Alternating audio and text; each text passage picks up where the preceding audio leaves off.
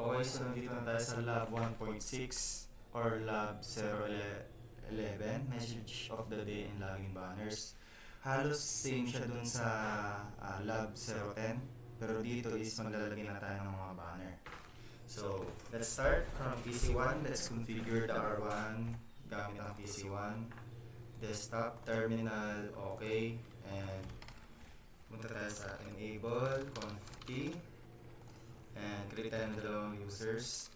And dito naman ngayon gagamit tayo ng secret kaysa sa sa password lang.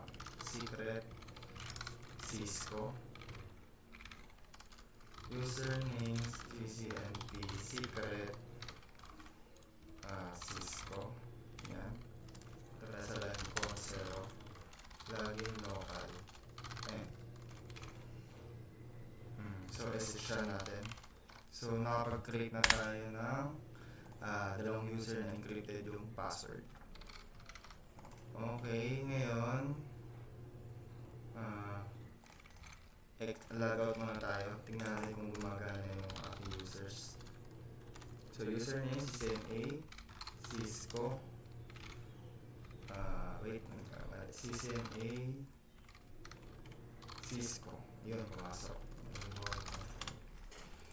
So, mag-set tayo ng message of the day na banner.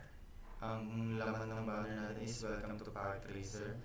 And ang login banner of authorized users only. Unahin natin yung banner, yung message of the day. Banner of the welcome to Packet Tracer. Tracer.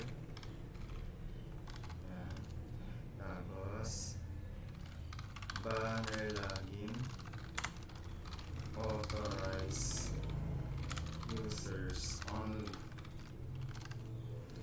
and tapos logout.